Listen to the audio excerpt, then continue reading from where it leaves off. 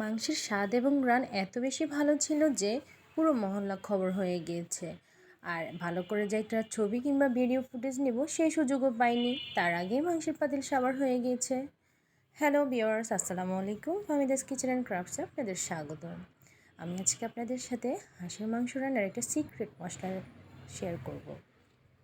আপনারা যেভাবেই হাঁসের মাংস রান্না করেন না কেন, অবশ্যই সেই মাংসের স্বাদ কয়েক গুণ বাড়িয়ে দিতে পারে শুধুমাত্র একটি মশলা। আমার ভিডিওটি আজকে শুধুমাত্র ওই একটি মশলাকে কেন্দ্র করেই। আমি সমস্ত মশলা দিয়ে এভাবে মেখে আজকে প্রেশার কুকারের মধ্যে হাঁসটি বসিয়েছি। সব কিছু মিক্সড করে একবারে বসিয়ে দিয়েছি। এখন চলে আসলাম সেই সিক্রেট মশলার কাছে। এই মশলাটিকে আপনারা কে কী নামে চেনেন আমি ঠিক জানি না। এটাকে কাপুর কাচরি বলে কিংবা কাচরি মশলা বললেই দোকানদাররা খুব সহজেই চিনতে পারে।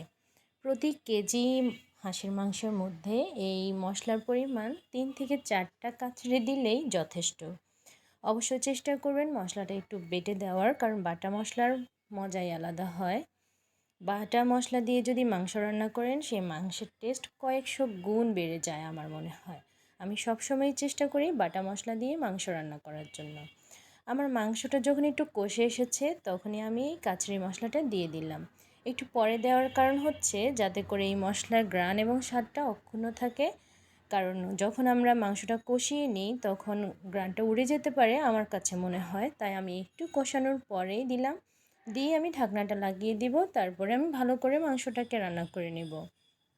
এভাবে একবার মাংস রান্না করে দেখুন। যারা এই মশলাটা ব্যবহার করেননি কিংবা চেনেন না, তারা যেভাবেই রান্না করেন না কেন শুধুমাত্র এই মশলাটা 3 থেকে 4টা মশলা দিয়ে আপনার হাঁসের মাংস রান্না করে দেখুন, মাংসের স্বাদ এবং ঘ্রাণ বহু গুণে বেড়ে যাবে।